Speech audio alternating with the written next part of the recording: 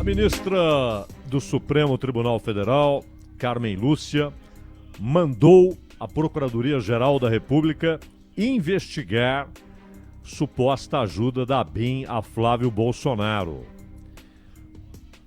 A gente falava há poucos dias que o Augusto Aras, que é o procurador-geral, ele tinha dito, olha, se aconteceu, é grave e pode configurar um crime, mas não temos provas. Inclusive, de certa maneira, solicitou que a imprensa apresentasse provas. Na verdade, cabe à Procuradoria-Geral da República investigar e buscar provas. Há casos em que a prova está lá desde o início, não é? É apenas uma questão de formalizá-la num processo legal. Há casos que precisam ser investigados e, por isso, há procuradores, ao Ministério Público, que, aliás, tem um papel muito importante no combate à corrupção, na investigação de crimes, e foi um dos acertos da Constituição de 88. Foi essa formalização do Ministério Público e do seu papel, que, vez ou outra, suscita discussões até no Supremo. É verdade que o atual Procurador-Geral da República, ele tem adotado, por exemplo, uma posição contrária a algumas investigações que estão no âmbito da Lava Jato. Ele, inclusive, de certa maneira, esvazia estas investigações, colocando datas para que os procuradores voltem aos seus domicílios originais e lá trabalhem, continuem trabalhando na Lava Jato. Obviamente, isso é um desmantelamento. E com relação a essa denúncia, o senhor Augusto Aras tratou com certo ceticismo a possibilidade de que provas seriam encontradas. Pois bem, agora ele tem uma provocação, ele tem uma ordem do Supremo Tribunal Federal, por intermédio de uma ministra, Carmen Lúcia, para que investigue a suposta, por enquanto cabe a palavra, produção de relatórios pela ABIN para orientar a defesa do senador Flávio Bolsonaro no caso da rachadinha, ou um pouco mais amplamente no caso Queiroz.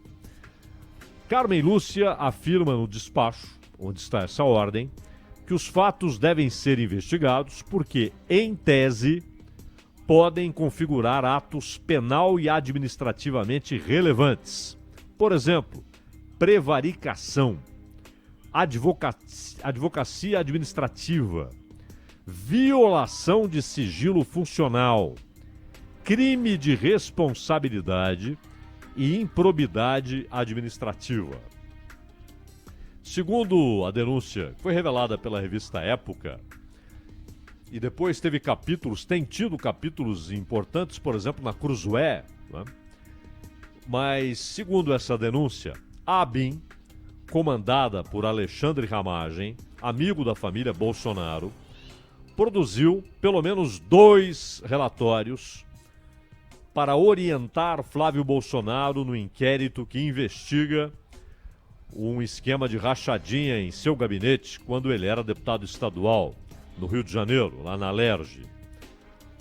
E, inicialmente, havia ali uma denúncia de que vários deputados estaduais do Rio praticavam a rachadinha, ou seja, usavam indevidamente o dinheiro público, ou seja, estavam envolvidos num caso de corrupção, porque este é o nome. Sempre lembramos aqui que rachadinha muitas vezes fica parecendo algo quase folclórico, né? Amistoso, um desviozinho, mas na verdade é desvio de dinheiro público, é uso indevido de dinheiro público, é a devolução do dinheiro ou de parte do dinheiro pago a um funcionário, é a devolução a quem não tem direito a receber aquele dinheiro que é público. A origem do problema está, claro, nessa farra de gastança com dinheiro público que permite que deputados estaduais, federais, também senadores, também vereadores, tenham dezenas de assessores pagos com dinheiro público. Defendemos há tempos, né, que o correto seria existir um corpo técnico concursado que prestaria a assessoria necessária aos parlamentares. Eles não trabalhariam como funcionários desses parlamentares, mas como funcionários públicos, a serviço do Poder Legislativo, como assessores, inclusive jurídicos, gente preparada, e que não receberia seu dinheiro do deputado, não seria escolhida pelo deputado, mas seria paga com dinheiro público para prestar essa assessoria. Ninguém se move para que isso ocorra. Ninguém. Então, segue a farra. Uma coisa é a farra, é a gastança. É essa bobagem de permitirem que parlamentares, além do seu salário, geralmente muito alto, né, nas assembleias legislativas, e realmente muito alto na Câmara Federal, e também senadores, e também vereadores, ainda possam gastar muito mais dinheiro público com viagem, com paletó, com moradia, com transporte, com combustível, com mudança e com assessores. Mas além da gastança, que é legal, embora nos pareça imoral e ilegítima, há o desvio desse dinheiro. E é o que ocorre no caso da rachadinha. Vários deputados foram denunciados.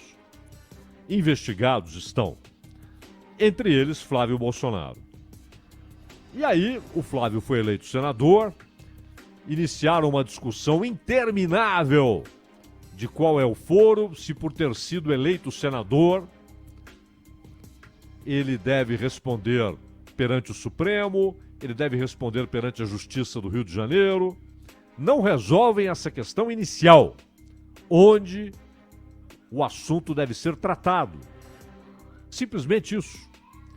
São 2 anos e não resolvem. Pois bem, acontece que foram aparecendo, principalmente neste ano de 2020, denúncias de ex-assessores ou a confirmação perante a polícia e o Ministério Público de ex-assessores dizendo que sim, que devolveu o dinheiro. E que o Queiroz era quem comandava esse esquema de devolução. Inclusive a maneira como isso deveria ocorrer, né?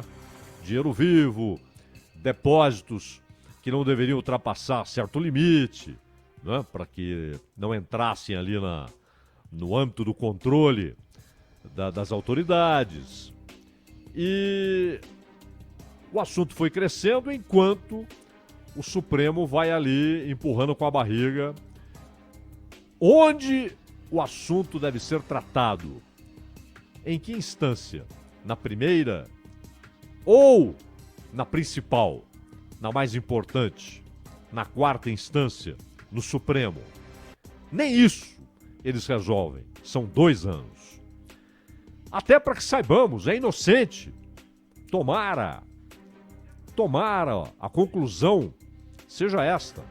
Ninguém tem culpa, não aconteceu isto. Ou para que digam, aconteceu. Houve desvio de dinheiro público. E agora é preciso estabelecer as punições. Mas isso vai demorando cada vez mais na medida em que o Supremo não toma a decisão primordial. Quem julga o quê? Qual é a instância? Qual a dificuldade em definirem isso rapidamente? Então o Supremo tem lá também sua responsabilidade nesse assunto se arrastar. Outro dia Bolsonaro disse ao Datena, inclusive retransmitimos aqui, no Acontece, disse que o Ministério Público enrola e não quer ouvir o Queiroz. É uma acusação. O Ministério Público deve responder, mostrar, não, tá aqui. Quantas vezes tentamos ouvir? Ou então, se calar e consentir. Mas também é fato que Queiroz e o próprio Flávio Bolsonaro, e ambos disseram lá no início da história que tinham pressa em esclarecerem o que está acontecendo, tinham pressa no esclarecimento do assunto, queriam ser ouvidos o mais rapidamente possível, mas, na prática, tudo o que fizeram foi tentar postergar, com sucesso. Vão postergando, vão empurrando. Esse sucesso é relativo, porque o desgaste é diretamente proporcional à demora. Há um desgaste político que se expande, que não se limita a Flávio Bolsonaro. E aí voltamos à entrevista de Jair Bolsonaro ao Datena, quando ele disse: se tem culpa, que pague. Já havia dito isso lá atrás, em 2019, e repetiu nessa entrevista ao Datena. Se tem culpa, que pague.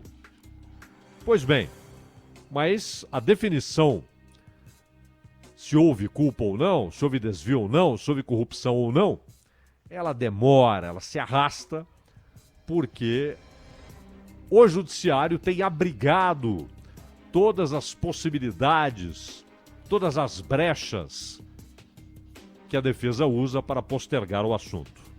Mas eis que, de repente, a defesa de Flávio Bolsonaro diz o seguinte: recebemos uma ajuda da ABIN. A ABIN elaborou 2 documentos e ela disse que isso ocorreu depois de uma reunião que ela teve com o próprio presidente da República, que teria então chamado o Ramagem para pedir uma orientação, para pedir uma ajuda, alguma coisa. Saem 2 documentos. Carmen Lúcia, estamos lembrados, disse que o Ramagem e o general Augusto Heleno, que afinal de contas é o chefe dos chefes da ABIN, porque a ABIN está subordinada ao seu gabinete, segurança institucional. Então, os 2 disseram o quê para Carmen Lúcia? Não, a ABIN não produziu isso. E nesse caso, embora a autoridade maior dos 2 seja do general Heleno, a palavra do Ramagem tem um peso até maior, porque o Heleno poderia não saber desses documentos, mas o Ramagem tem de saber. Ele é o chefe da ABIN. E ele disse não, isso não saiu da ABIN. Gilmar Mendes chegou a dizer, aqui na Bandeirantes, também ao Datena, olha, pode ser que isso não tenha saído da ABIN, pode ser que tenha sido produzido pelos advogados, o que também é muito sério. Como é que advogados saem produzindo documentos da ABIN? E aí entra um aspecto muito importante. Em um desses documentos há uma acusação que está lá em nome da ABIN, se é da ABIN ou não, que todos querem saber, uma acusação de que na Receita Federal há uma organização criminosa.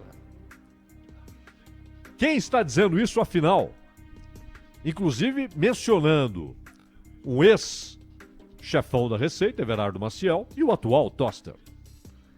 Quem está dizendo isso, afinal? É a ABIN ou é a defesa de Flávio Bolsonaro?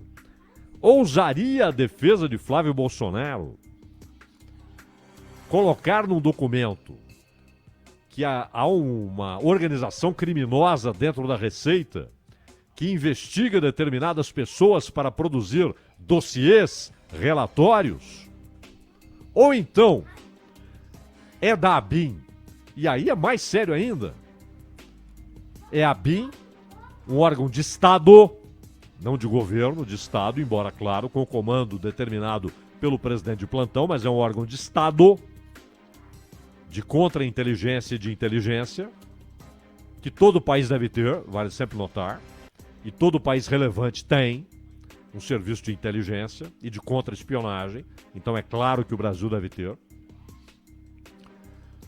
Mas é muito sério se de uma agência do Estado sai uma denúncia de que há uma organização criminosa na Receita Federal.